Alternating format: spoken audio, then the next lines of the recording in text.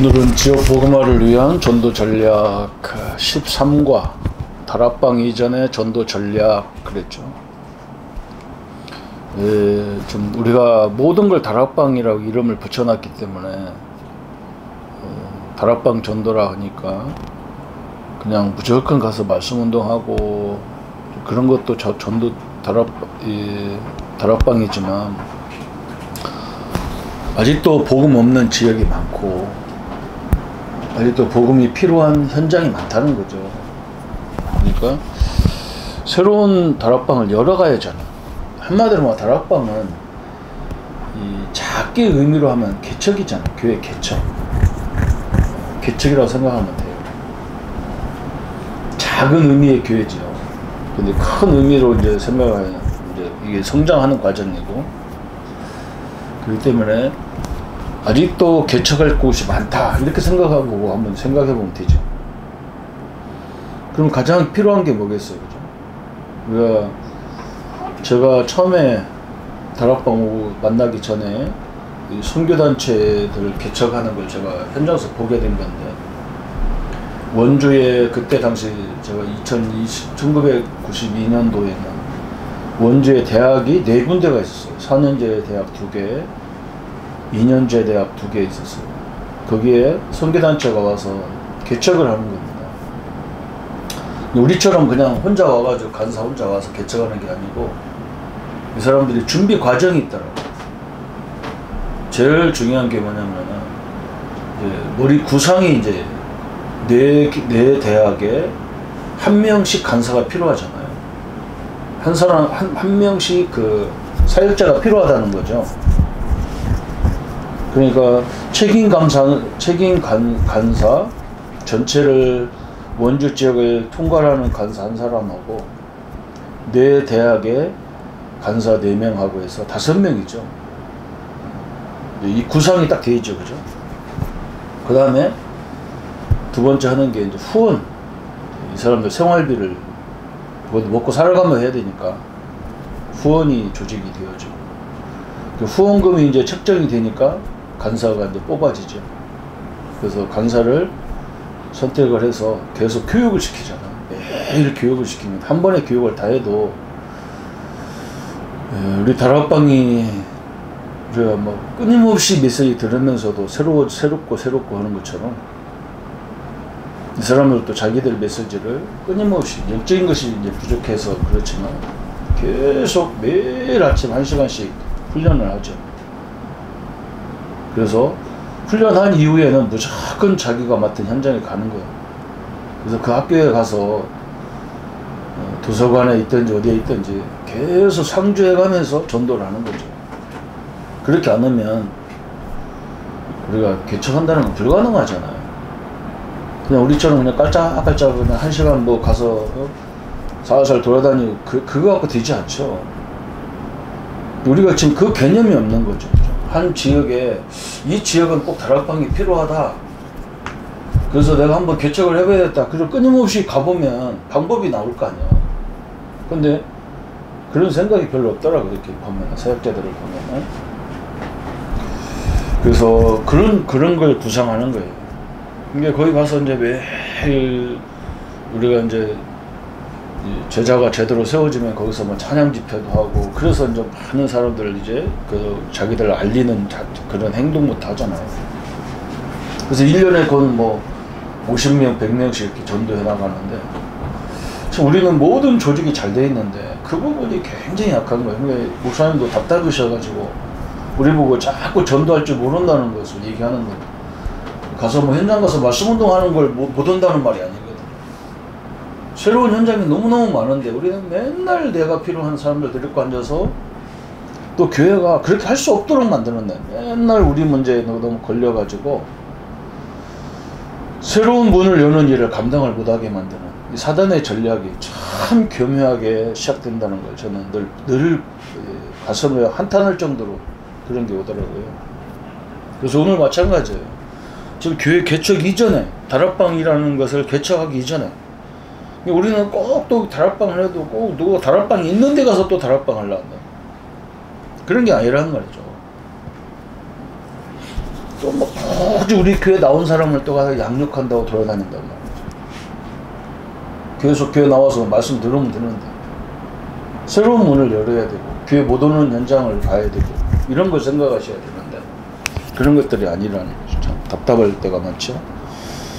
그래서 다락방 이전 우리가 준비할 건데 새로운 문을 열려니까 준비해야 되는 게 뭐냐면 찬양전도, 초청전도, 의료전도 이런 걸 준비하면 좋죠. 미용전도. 저 우리 교회 같은 경우는 인형극 전도도 있었는데 이제 인형극이 이제 워낙 이 시대가 또 이 상황이 이러니까 인형극이 지금 할 수 있는 상황이 안 되죠. 그래서 이런 이제 새로운 문을 열기 위해서 이런 기능을 가진 팀들이 필요하다. 그래서 팀 구성은 첫 번째 보니까 팀 구성은 매우 중요하다 그랬죠.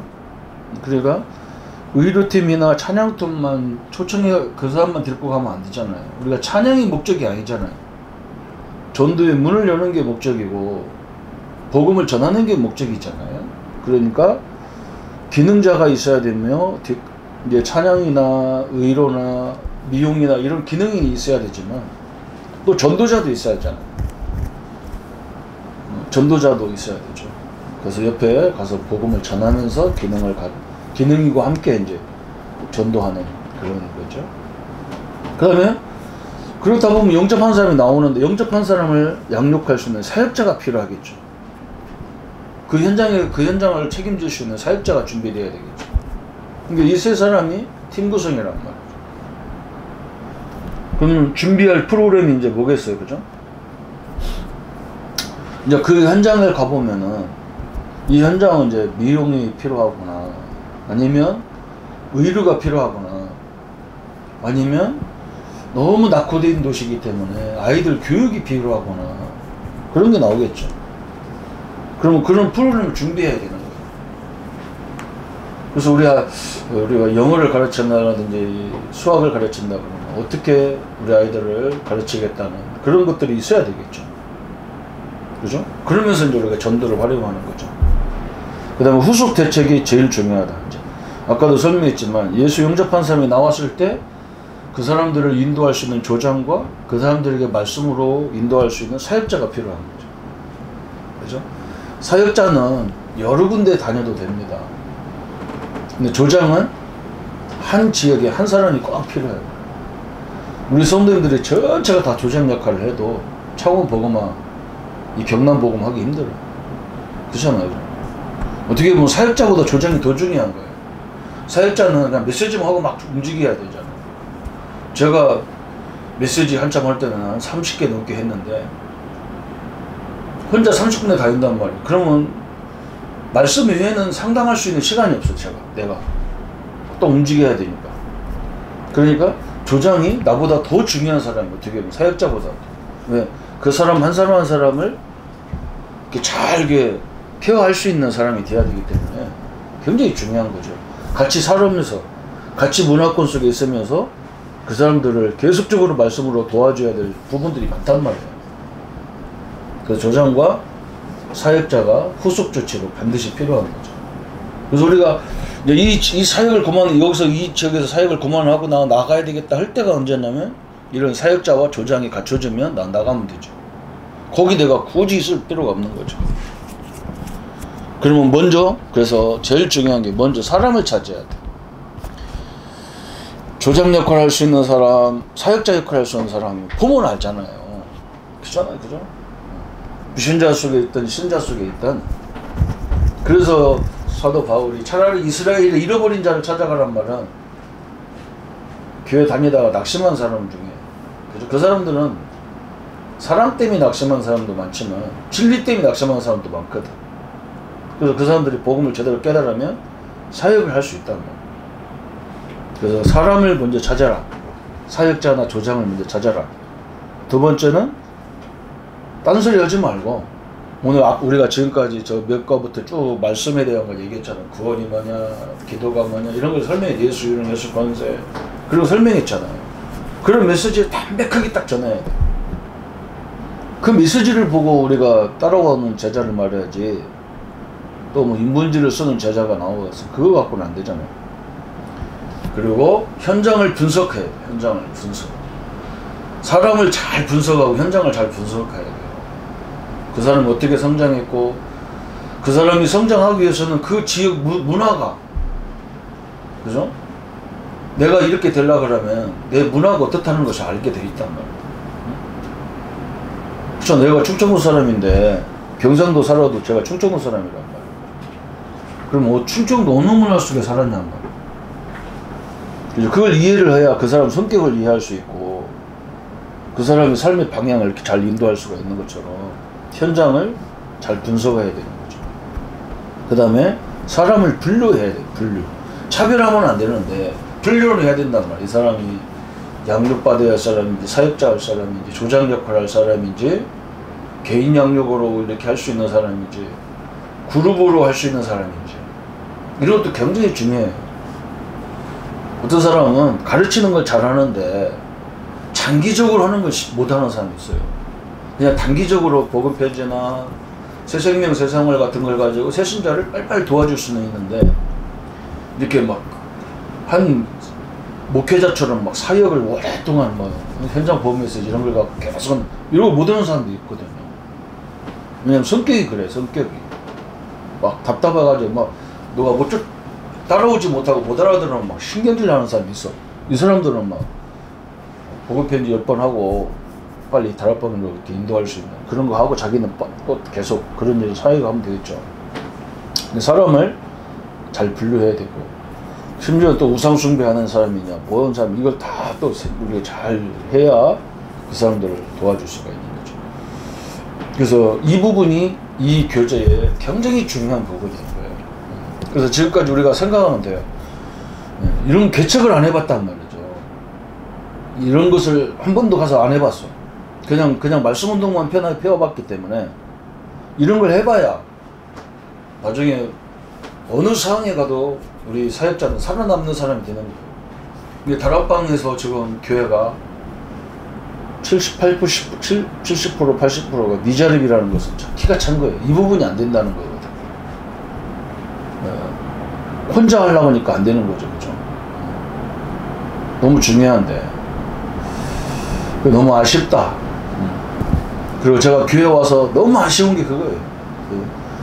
저는 대전에 신학대학이 대전에 있었기 때문에, 대전에서 학교 다닐 때 거의 주변에 큰 교회를 가보면 유년 1반, 2반, 3반, 4반 이렇게 있는 거예요. 우리는 그냥 유년부 하면 뭐 그냥 초등부 1학년, 초등학교 1학년부터 6학년까지 다 모아놓는 걸 얘기하는데, 이 사고방식이 안 바뀌더라고. 야, 그것도 대단한 거예요. 그죠? 학교는 1학년, 2학년, 3학년에서 따로따로 공부하잖아요. 교회는 왜 이걸 한 번에 안 돼요? 그러니까 우리가 벌써 규모가 작아진 거예요. 아니, 중학교 역사는 1, 2, 3학년 같이 모아놔갖고 되냐? 같이 모아야 될 때가 있고, 흩어져야 될 때가 있잖아요. 이제 그런 것들이 이제 일꾼이 있으면 과감하게 세우면 되는데, 이거 하려니까 너무 힘든 거예요. 반감이 많이 일어나는 거예요. 그렇게 해서 제가 그걸 꿈꾸고 목회를 했는데, 제일 이렇게 힘든 게 뭐냐면 이 교회가 이해가 안 되는 거야. 왜냐면 우리가 그런 현장만 봤단 말이야. 1학년부터 막 6학년까지 쫙 자기들끼리 반이 있어가지고 이런 걸 못 봤단 말이야. 그건 학교에서 봤지, 교회는 그런 게 아니라는 개념이 있는 거야. 그럴 이유가 없잖아요. 그죠? 그래서 그 학년별로 다 담당 전도사를 세우고 목회자를 세우려고 그러면 교회가 경제가 안 되는 거죠. 그래서 평신도들이 다 일어나야 될 이유가 바로 거기에 있는 거죠. 그 여러분이 우리가 렘넌트를 살리려면 이런 그릇을 준비하지 않으면 할 수가 없어요. 그 창원에 중학교, 고등학교가 몇 개입니까? 40개 있다 그러면요. 그 한 학교에서 1학년 하나만 나오면 40명이에요. 그렇게 생각해야죠. 그걸 감당 못한다 그러면 우리가 어떻게 하겠냐고. 근데 그 그릇이 안 되니까 할 수 없는 거예요. 그렇게 되려면 이게 실템도 안 되는 거예요. 교회 실템이 또 돼야 되잖아요. 그렇죠? 건물이 있어야 되는데 건물도 안 된단 말이에요. 건물 자체부터가 안 되도록 한 그런 시스템을 딱 갖고 있으니까 안 되는 거예요. 나는 그 선교단체 사람들이 너무 좋은 게 뭐냐면 이 사람들은 그냥 처음부터 4명을 데리고 사역하니까 우리는 뭐 그냥 혼자 목사님 사모님하고 둘이 개척하니까 계속 그게 그건 거야. 이게 얼마나 힘들겠어요. 그죠? 그래서 참 우리가 이것도 개혁이다 싶은 거예요. 그래서 오늘 다락방 이전에 새로운 다락방을 열기 위해서 우리가 뭘 준비해야 되느냐, 이 부분을 놓고 사역에 관심 있는 사람들은 이런 걸 한번 해볼 필요가 있는 거예요. 내가 있는 현장에서 자연스럽게 사람들 말씀 듣기를 원하는 사람 우리 집에 모아서 한번 해보는 거예요. 그래서 이게 하나님이 그냥 우리가 잠깐 복음 전해서 사람들 힘을 얻게 하면 이것이 성장해서 기회가 되는, 그 거기다 막 자꾸 목회자를 끌어올라니까 문제가 오는 거예요. 그럴 필요가 없는 거죠. 그 목회자 다 세워가지고 하려고 뭐 언제 다 하겠어요. 그죠? 지금까지 우리가 우리나라의 또 특징이 뭐냐면 거의 고등교육 다 받았기 때문에 하나님 말씀을 가르치면 되는데, 이 가르치는 거, 하나님 말씀 가르치는 거 뭐가 필요하다고 생각하는 이 원리가 틀린 거잖아요. 내가 받은 메시지, 내가 받은 은혜를 말하는 거면 되는 것 같아요. 그래서 참 너무 아쉽다, 답답하다. 초대교회는 뭐 누디아, 야손, 불사고 이런 사람이 신학교 나와서 한 게 아니잖아요. 그리고 신학도 안 나왔는데 사역자를 세운 거예요. 우리는 꼭 신학교 뭐 나와야 되는데, 신학교 가는 사람 자체가 내가 볼 때는 그 사람이 사역하기 위해 목회자 강의를 간 건 아니거든요. 어디다 뭐라고 하냐, 너 할 일 없냐? 그럼 신학 한번 해봐라, 이런 식으로 간단 말이야. 현장 해보지도 않았는데. 그리고 이게 많은 문제가 올 수가 있겠죠. 그죠?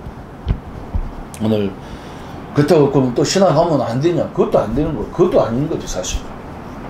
이걸 원리를 알고 이제 다시 덤벼야 되죠. 이것은 전도만의 전략이 아니란 말이죠. 사업도 이래야 되잖아. 아니, 우리 지점 하나 가지고 먹고 산다는 것은 불가능한 거죠. 대리점이 수백 개, 수천 개가 있어야 되고, 전 세계 막 대리점을 확보할 수 있는 이런 전략이 필요하잖아요. 하나님의 축복이 함께하고 하나님의 역사가 함께하기를 예수님의 이름으로 축복합니다. 주님 감사합니다. 아직도 복음 없는 현장이 너무나 많고 목회자 몇 사람 가지고 도저히 가능한 현장이 아니기 때문에 어떤 성도다든지 하나님 말씀을 받고 그 말씀을 잘 전달할 수 있는 사람이라면 그들의 있는 모든 현장이 초대교회처럼 말씀 운동을 펼 수 있는 현장이 될 수 있도록 하나님이 축복하여 주옵소서. 예수님의 이름으로 기도합니다. 아멘.